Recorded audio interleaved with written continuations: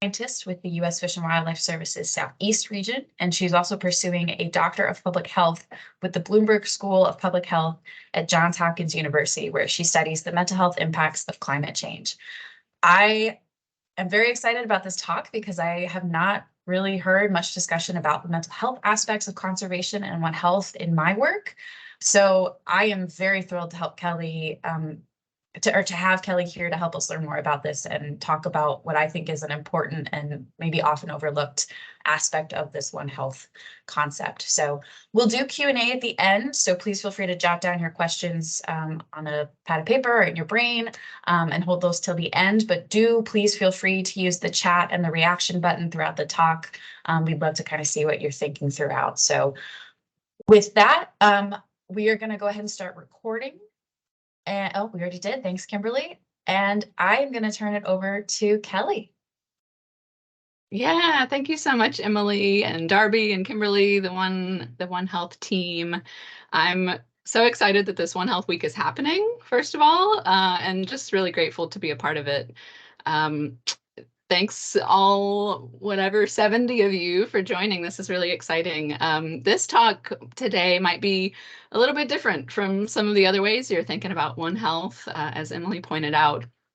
But I hope by the end of this hour that I've planted some seeds about how mental health is a really important aspect of not only human health, but of how these ideas play out into the work that we do on an everyday basis.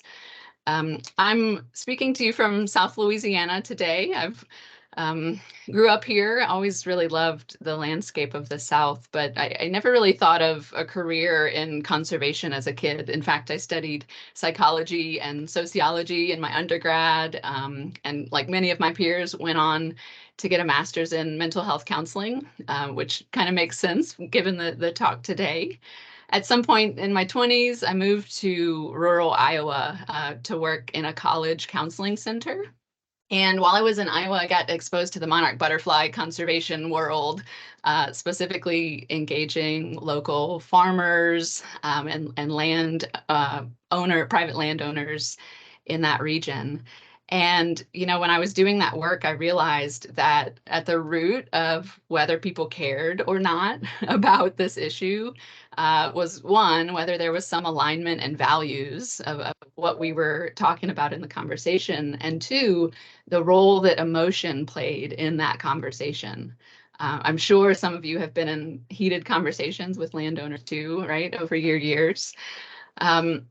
I was so immersed in this world that I traveled twice to the overwintering grounds in South Central Mexico. That's where this photo was taken in 2019. And that, again, showed me that everyone who both lived there and visited there had such an intense connection with these millions of butterflies fluttering around us, right? You could feel the inspiration and joy and awe in that environment.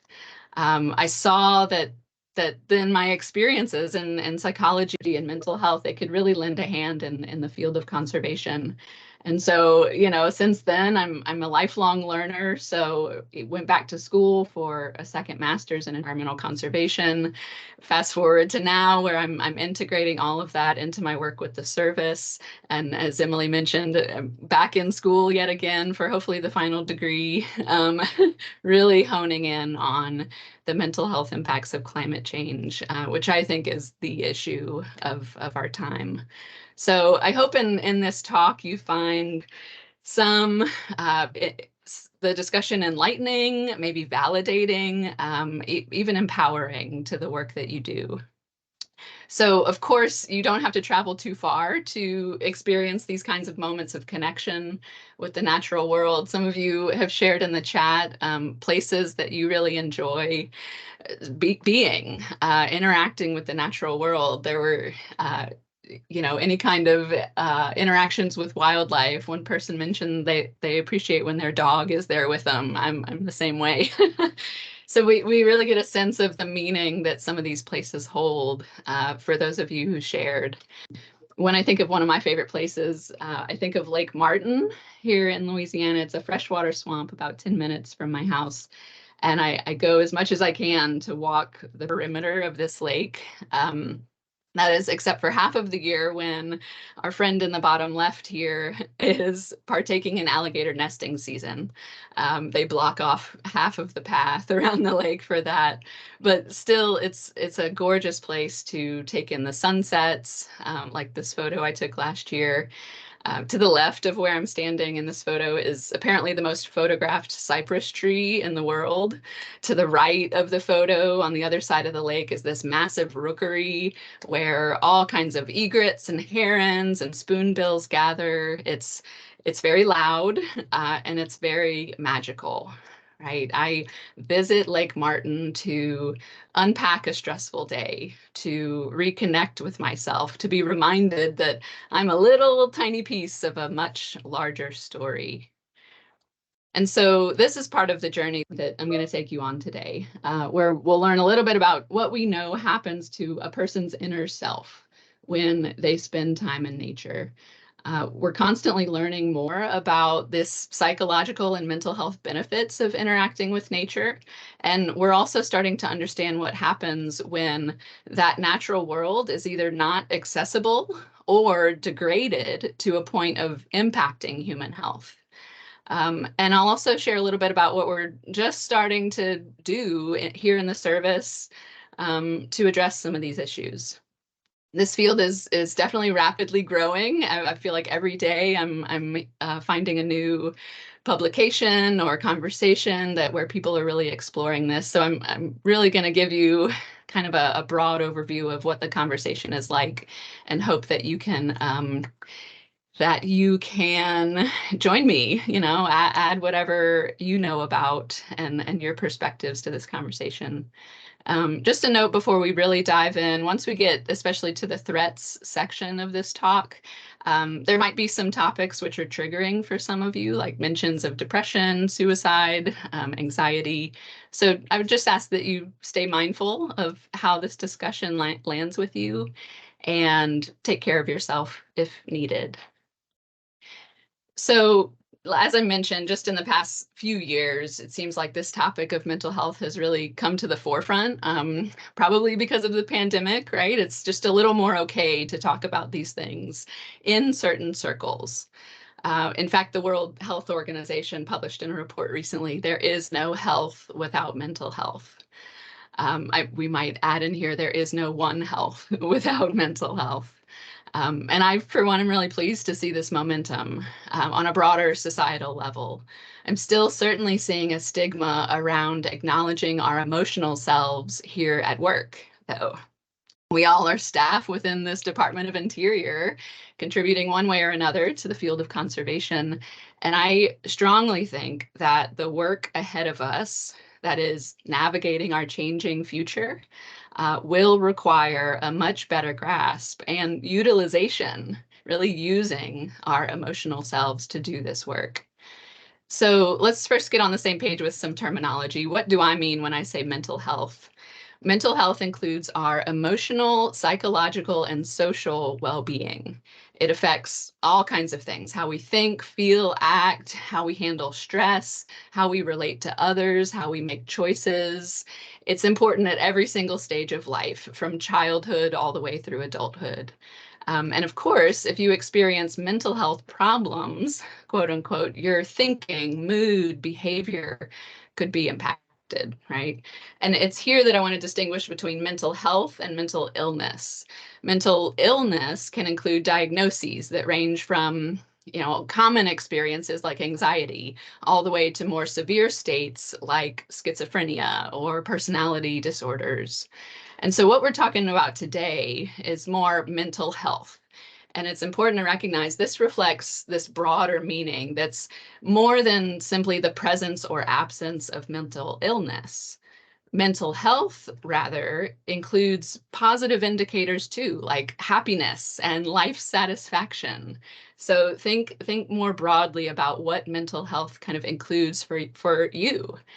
I like to think of my emotions, and by that I mean the full range of them, as simply data to how I am in any given moment. They are not good or bad, but rather on a continuum from energizing to draining. right? And it's my awareness of where I am on that continuum that is my emotional intelligence. This is often called EQ, just like its close cousin IQ, right? A different kind of intelligence. But you can see here in this diagram on the right that it's made of a few parts. Essentially, our awareness and regulation of our emotions, and this is the critical part, our awareness and engagement of the emotions of others. So concepts like empathy, maintaining relationships, even effectively communicating are ways that we demonstrate our emotional intelligence. And so some of you might be thinking, why should we, turn inward when what we really need is broader societal change? And I really want to emphasize that's a false binary. Just like, when you're on a plane, put your mask on before you help others. When we apply emotional intelligence to our own internal world, we can more effectively come together with others. We can be a part of pushing for that collective transformation that we really need. So now I know what you're thinking. What does this have to do with One Health? Well, let's bring up our trusty diagrams here. So clearly mental health falls directly within the human health side of this Venn diagram. This particular one even calls out individual and community well-being, certainly aspects of cultural resilience, things like that, emphasize that physical health and mental health are inextricably linked. But where does mental health intersect with animal health and environmental health? Well, that's where the next few slides will take us. But for a sneak peek, there are growing studies that show improved mental health when individuals interact with both domesticated and non-domesticated animals. Decreased depression and anxiety just by simply spending time outside, even positive outcomes from simply looking at pictures of nature or listening to sounds of wildlife through headphones. But I think the most telling in my mind that mental health is an essential part of One Health is that when any aspect of this diagram is negatively impacted, when food safety is threatened, or water quality declines, or a natural disaster declines, degrades a landscape, right? We know now that our mental health is also impacted. The other piece of connection here comes in with this second figure from the CDC, which shows that the work of One Health is done through coordinating, communicating, and collaborating. And do you know what I see when I read those three? Emotional intelligence. So let's get into some cool studies now. I'm going to pull up the titles of some of these studies, so feel free to go and look them up and read all the nitty-gritty details on your own. So obviously, we've known for a long time that being out in nature is good for us. It's certainly not a new idea. In fact, it might be one of the original sources of well-being, right? Just connecting with the natural world around us. It's core to indigenous worldviews since time immemorial. But Western science, is finally coming around. We're putting out what we do. This study from a decade ago measured mood and memory span for a small group of individuals with diagnosed depression. They looked at before and after a 50-minute walk in either a natural setting or an urban setting. And no surprise, those who walked in the natural setting showed a significant increase in memory span and slight increases in mood. Well, we've learned a whole lot more in the past decade and really honed in on some important connections, particularly when you recognize the equity considerations at play here. So we'll get into that. So in fact, now we can show what was actually happening for those participants in the study I just mentioned. This study in 2022 measured amygdala activation in the brain when these participants of the study walked down a busy urban street versus a forest. And so the amygdala, as a reminder, is that stress-related part of the brain. It gets activated, for example, when you're afraid, and you might be going into that flight, fright, freeze mode.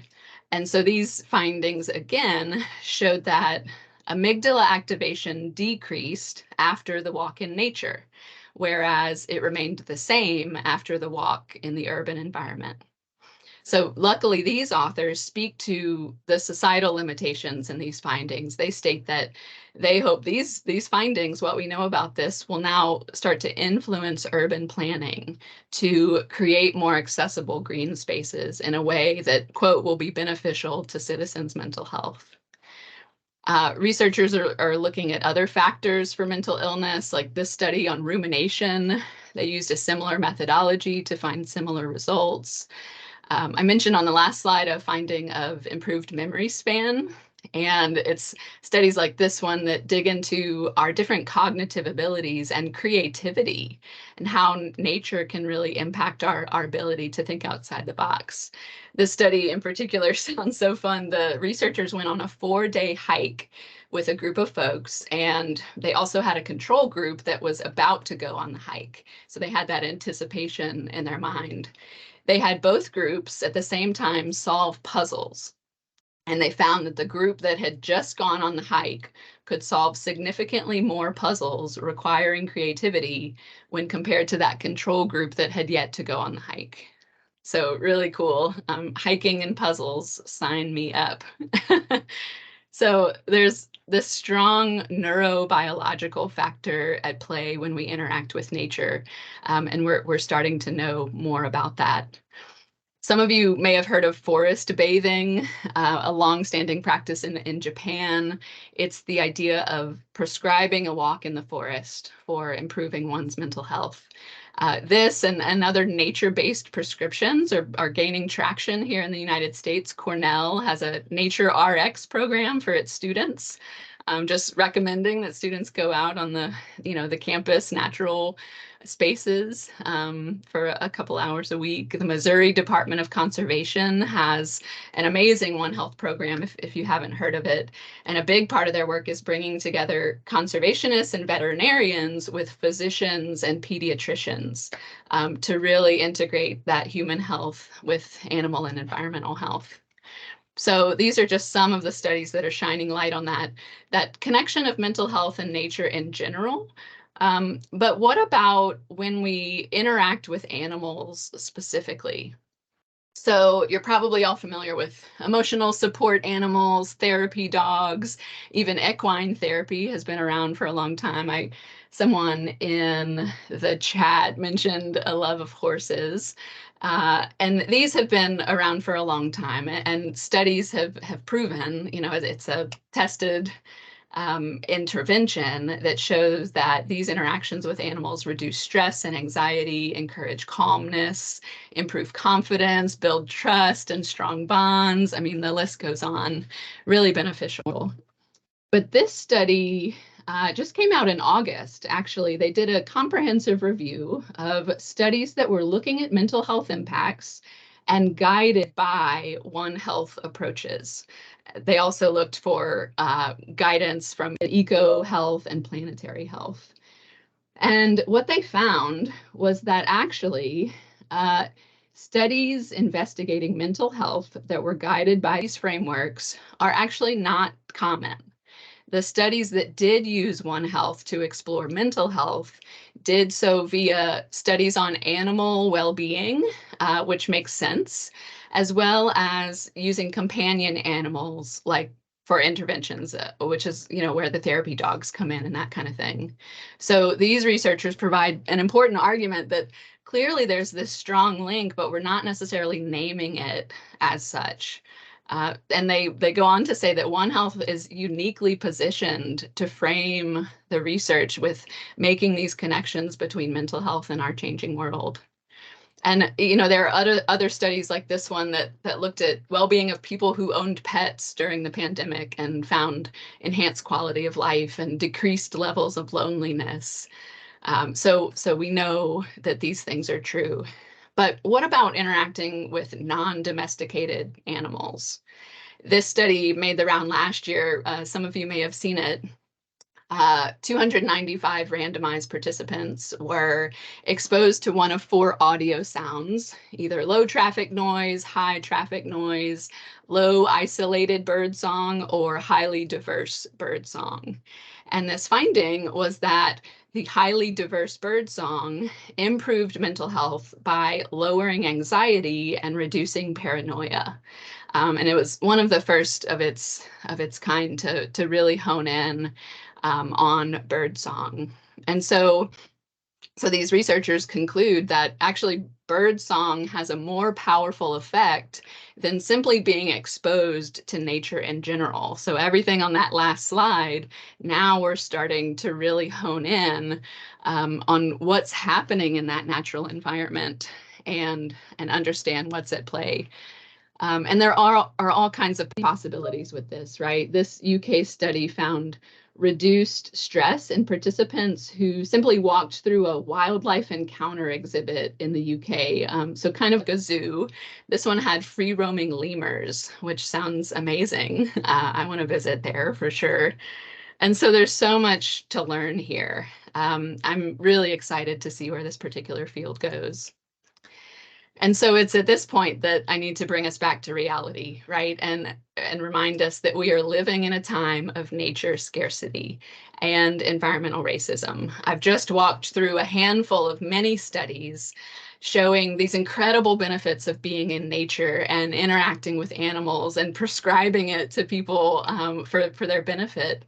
And yet those benefits are not available to everyone. And so here, I showed just two factors at play. Black, Indigenous, people of color, youth are 3 times more likely to live in nature-deprived areas and lack access to green spaces. There's also still a deeply held fear in some communities of those natural spaces, trees in particular, stemming from historical incidences of trauma and violence. So even if our urban planning produces all the accessible green spaces, we might still encounter these systemic and intergenerational relationships with the natural world.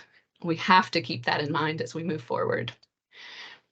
And so all of us, every one of us, lives in an environment. Some of those environments energize us, other environments drain us. And what's really interesting about this is when you add the layer of a community whose lifestyle depends on that natural environment, or depends on the animals that live in that natural environment. We can learn so much about this from communities who spend their majority of their days in relationship with the land. So think about resource-based communities like the cattle rancher in the upper left, or the shrimping community in the upper right. We also see complexities of these health relationships when, like in the lower left, you're learning about food systems in an environment. That's all tied together, right? And all of these same concepts are very much still true for those who live and play and work in urban environments. These are all intersecting worlds that One Health really shines a light on. There are cultures at play in each one of these photos, and obviously people with their own mental health and emotional connections to these places, to these lands. And so ultimately what this comes down to, in my mind, is the concept of one's sense of place. So what is this? Sense of place is a multi-dimensional concept, and that means that we all interpret it differently. Those interpretations might change depending on context. There are 3 overlapping spheres, though, that are shown in this left figure that help us understand what makes up one's sense of place. So you can see here, sense of place is made of, 1, our function and use of the space. So thinking about that intro question, right? What is your favorite place and what do you do in that place? 2, the physical attributes of that space. One person said they preferred arid environments, right? And so that's a physical attribute of that space that somehow gives you meaning. And finally, 3, relevant here, is the meaning and emotion of the users in that space. And so sense of place is this really fundamental concept of really understanding how people show up in the work and how we can engage them in our conservation of those places. So on the right, I've put some quotes from some papers that explore this, and you can see how our understanding of one's sense of place can really help us in our work within the Department of the Interior, right? Understanding people-place relations can strengthen protective norms. So we can really tap into one's sense of place to gain buy-in from landowners or communities that we're trying to, bring along with our co-produce different decisions and things like that. Understanding their sense of place and our sense of place can really help to bridge some friction or conflict. So I wanted to share this amazing study. This figure from this paper might be a little blurry, but it's by another social scientist colleague here in the service, Kyandra Rayala, and co-authors. They surveyed private landowners in the Edwards Plateau, Central Great Plains, and Flint Hills to try and understand those various factors that show themselves when these landowners are thinking about their connections to their land. So ultimately trying to understand their sense of place. I'll draw your attention to the bottom circle here, where they summarize ways that participants described their place attachment. That is how they relied on, appreciated, or felt connected to their land.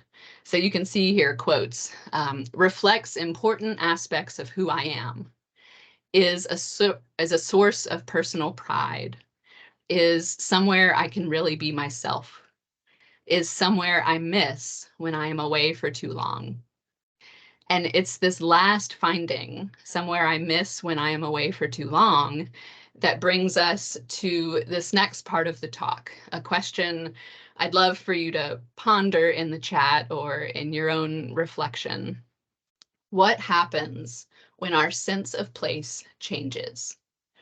Bring back to mind the place you thought of at the start of this talk. And if you feel comfortable, share in the chat ways that you've seen that place change over the years, in the last few years, over your lifetime. You might also reflect on how you've navigated those changes. And these changes might be because of climate change. They might be because of other factors, right? Increased urbanization. I mean, the list goes on. And so our sense of place is this really core, fundamental, motivating factor. And I am going to move now into thinking about what's happening under the hood psychologically and emotionally when that fundamental part of us is challenged. So we've talked about our increasing awareness of these benefits to our mental health when interacting with healthy natural environments and animals. So as I mentioned, what then happens to our mental health when these same environments start to decline?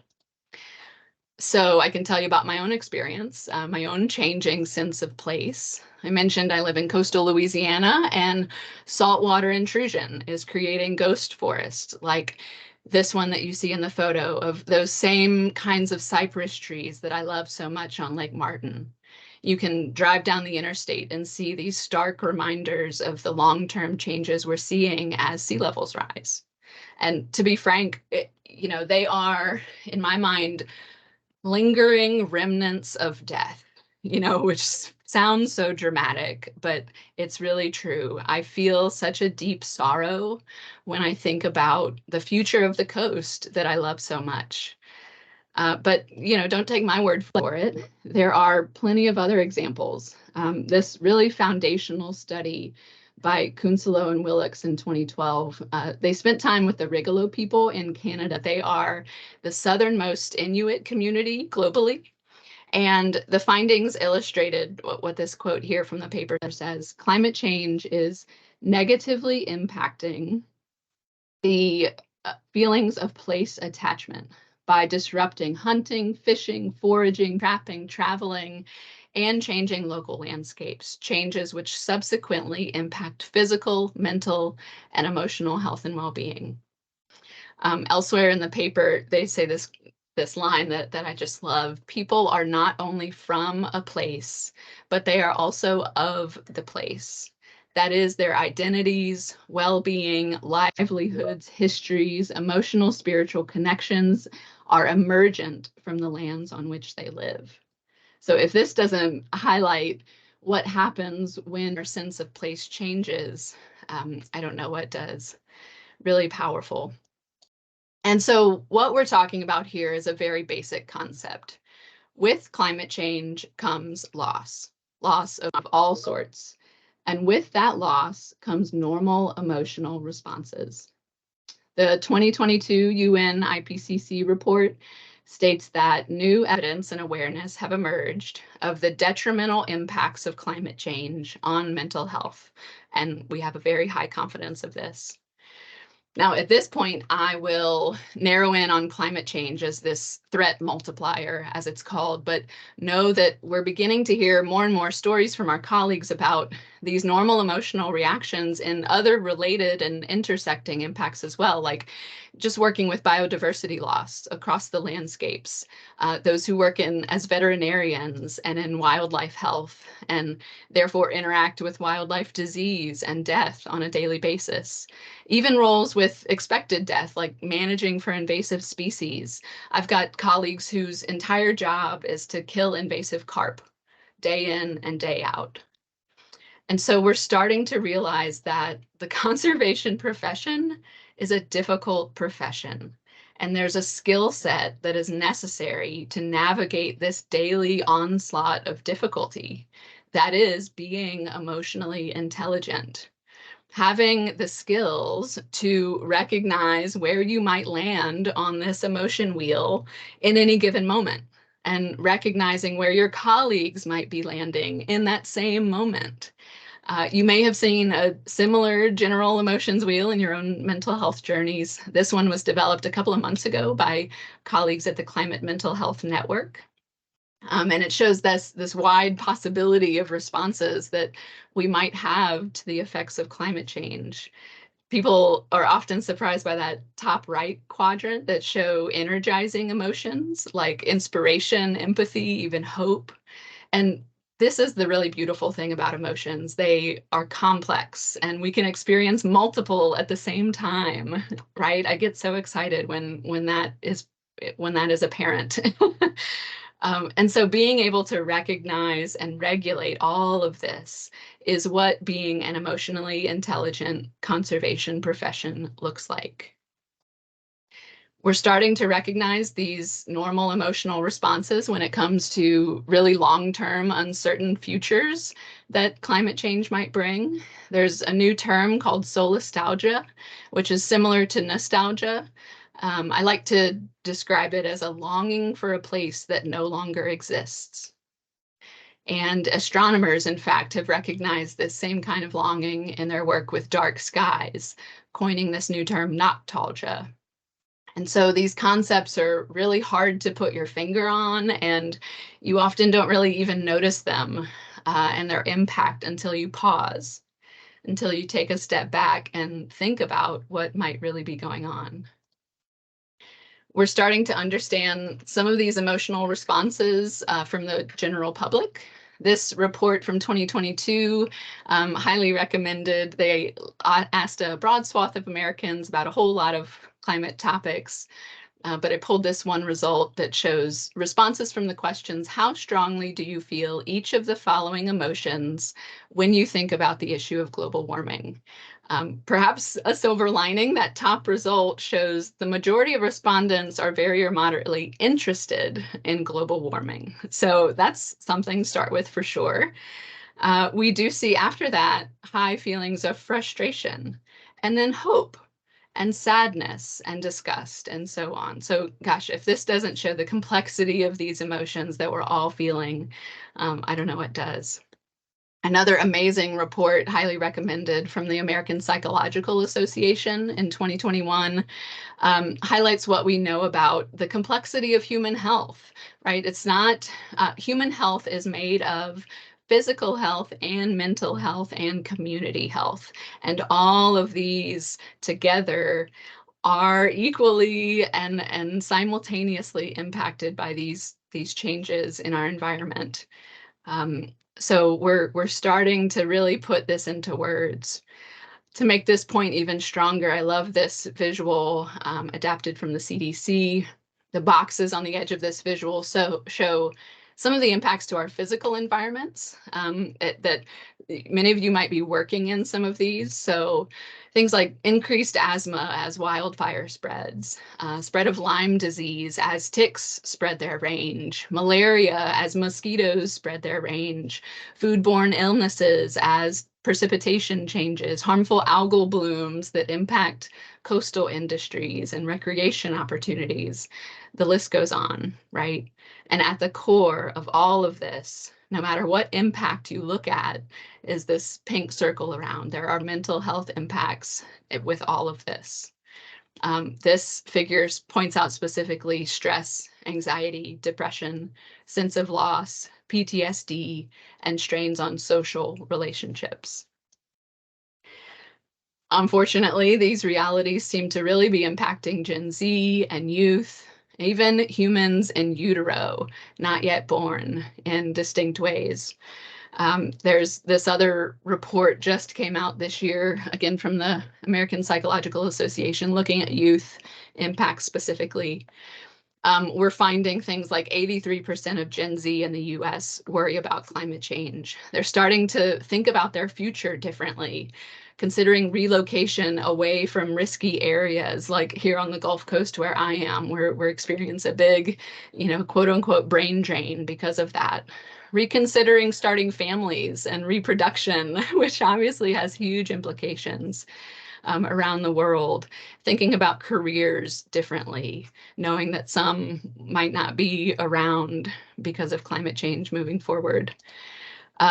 This study just came out, is kind of the most concerning thing I've come across. They looked at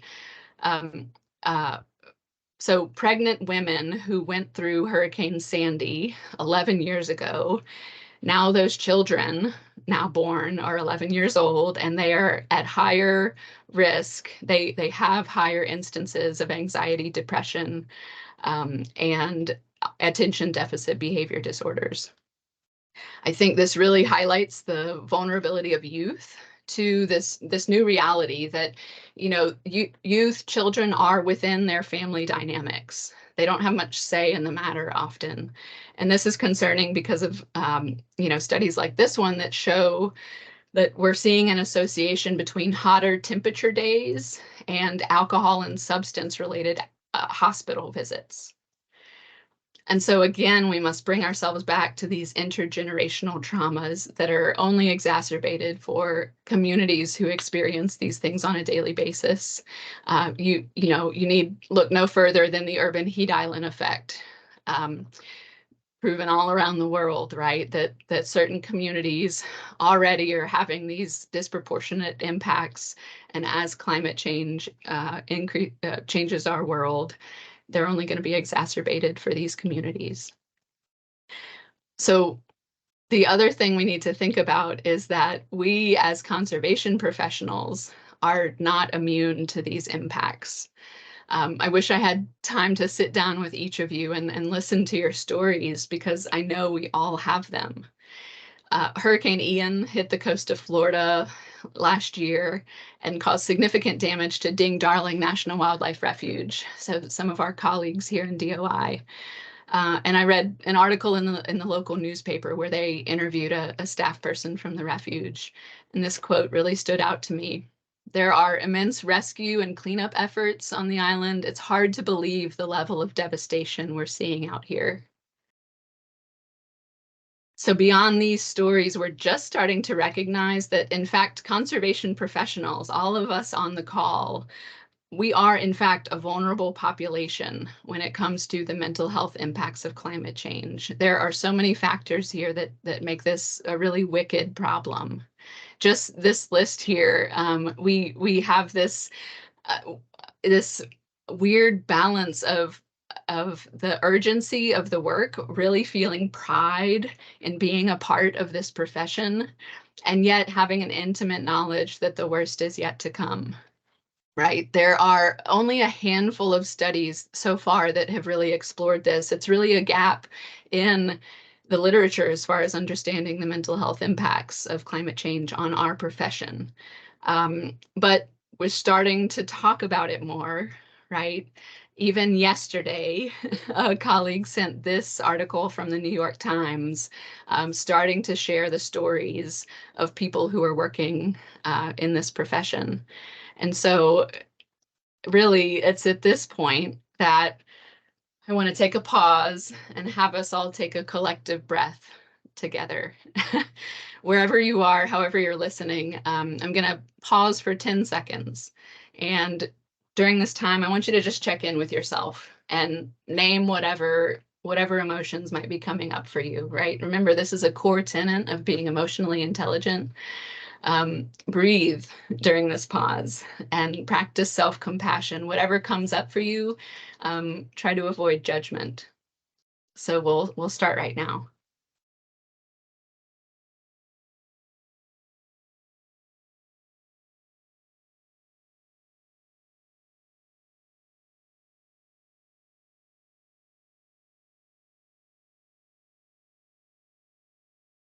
Okay, thank you for that. And for continuing to engage in this topic. It's really easy to understand why we don't talk about this stuff, right? I hope after this session, we're getting to the tail end here. I hope that each of you can find some longer moments of reflection and connection and really think about how all of this is playing out in your own life.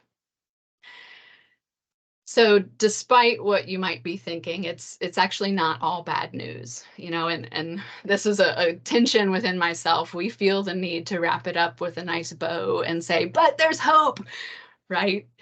And there is, okay, and I'm gonna fall into that bucket. We're starting to learn a whole lot more about how these emotions and our ability to be emotionally intelligent in our work can actually lend itself to engaging in climate action, which is exactly where we need the world to be today, right? So this same report I showed earlier, there was another interesting question here. They measured first what was referred to as climate distress. And then they asked respondents about climate actions, such as signing a petition or donating money or volunteering. And you can see there's a strong association between these actions and a feeling of distress. So those who reported feelings of climate distress were more likely to have taken climate actions. So the question then is, what is it about these individuals that they're able to both experience climate distress and take climate action? They are somehow able to move beyond those moments of feeling trapped or hopeless. And this is that other crucial part of emotional intelligence.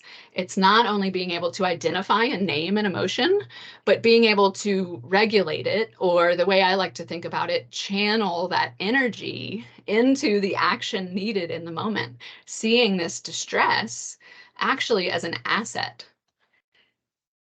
So in this work related to mental health and climate change, you'll often hear talk of finding hope and resilience among the challenges. Those are kind of buzzwords, in my opinion. Some who see those results I just showed might say, well, those individuals are somehow able to maintain hope. And here's where I'd like to push our understanding of hope. We know that hope comes in different forms. So this study in 2011 distinguished between two types of emotional coping in response to climate change. They distinguished between what's described as unrealistic hope, and that is grounded in denial, as opposed to its alternative, constructive hope. And this is a really important distinction. Constructive hope is the kind of hope that we would want. It's based on perceived efficacy, which is the belief that my actions will mean something and actually make a difference, right? 2, trust that others will take action, that I'm not alone in this fight. And then finally, positive reappraisal, which just means that I'm able to reframe stressful events as benign, even valuable and beneficial. And so it's research like this that has demonstrated our ability to find benefit from adversity is really associated with improved health outcomes. And then we can look at this buzzword of resilience, right? similar to hope, we know more about what really contributes to sustainable resilience. And these 3 strategies can easily be incorporated into our own work and with the communities we serve.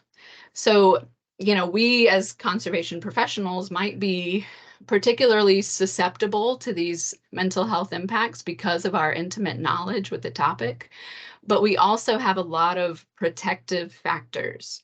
And maybe the most important of these is a sense of community. The 75 of us on this call have gathered to share this space, and that gives you a sense of community. There was follow-up research after the Deepwater Horizon oil spill that showed that attachment to community was a key protective mental health factor in surveys of local community members 6 months and a year after that explosion. So that sense of community really helped them to move past the adversity. Similarly, the perception that we're working with others towards that shared goal, collaborative action, that has a huge part of feeling resilient. And finally, I'm a huge fan of curiosity, right? Even during these last 40 minutes, maybe some things have surfaced that were surprising to you. And I would encourage you to be curious about it, right? Where's that coming from? We're also seeing a lot more research on this power of curiosity. Really, that's the science 101, I think, is based on curiosity, wondering, and I think we can really tap into that. So we're coming to a close here, and I want you to let you know that we're just starting to put some energy into this here in the service, and I'd love any connections or to hear about anything similar that might be happening in your own agencies. A small kind of grassroots group of us here in the service have recognized over the last couple of years that we appreciate the ways that humans benefit from interacting with the natural world, but the conversation stops there. We've heard from many of our colleagues that they want to talk about their experiences, the full range of them. They want to connect with others who are feeling similarly and kind of hold space for all of the stories. And so this grassroots group of us, we have an acronym because why not? We call ourselves FELT, and that stands for Facing Ecological Loss Together. We are facing this. We are not backing away from these normal emotional responses in the work that we do.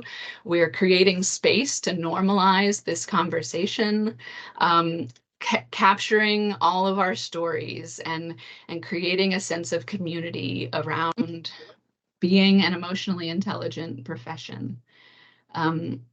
And so definitely, let me know if, well, first of all, you're in the service and you want to be involved. I would love to also kind of expand the reach of this and figure out what this needs to look like to really make an impact. So to kind of bring us home here, what does emotionally intelligent conservation look like? This is, kind of a work in progress. These are my own ideas, and I would love any kind of feedback or additions or anything. Ultimately, it looks like recognizing and channeling that energy that is held within our emotions, all of them collectively, and seeing these normal parts of us as assets rather than something we leave at the door and act as if it doesn't exist when we show up to work. Right? We are not islands, and so this involves a relational approach to conservation. Thankfully, I think in the past few years, because of this administration, perhaps we're really emphasizing relationships and inclusive community engagement. I don't think you can effectively do the work that we do without being able to recognize and respond to the emotions of yourself and others. And so sometimes in doing that, it might introduce this orange upside down triangle here, being comfortable with discomfort. We're not that great as humans in general with that, but it's a really important piece, especially when we're thinking about climate change in the future. And finally, this idea of story sharing, really capturing the lived experiences of all of this among our colleagues and in the communities we serve. And so the good thing is that a lot of other people are telling their stories. Here's just a handful of mostly nonfiction and essays that have come out just really in the last 2 years. I mean, it's such a rapidly evolving space. So I encourage you to, look some of these up. The slides will be shared so you can, start to really explore this on your own. I just finished this book, Solastalgia, really beautiful, fantastic book. It's a collection of essays, and I wanted to pull out this quote and to leave you with. It's a part of an essay called A Return to Feeling. Holly Hayworth says, "I feel at this moment that everything is a gift, and I am full of gratitude. I think we could feel our way forward like this, in the darkness, through the disappearances." Really speaking to the complexity of our emotions and the reality that we can hold all of this at the same moment. That's the beautiful thing. And so I leave you with this reflection. How will you feel your way forward? I think we have maybe 5 minutes for questions. Here's my email. Please, please, please reach out if you have any thoughts here, ideas that resonated with you. I'd love to hear things that didn't sit right with you. That, like I said, this is an ever-evolving conversation, especially if there's opportunities for, cross-agency collaboration. Please, please reach out. And finally, the last slide is just a bunch of links, so you can kind of continue exploring on your own. So that's it for me. Thank you so much, everybody. Kelly, thank you so much. I'm sitting over here slightly teary-eyed because just as someone who's continued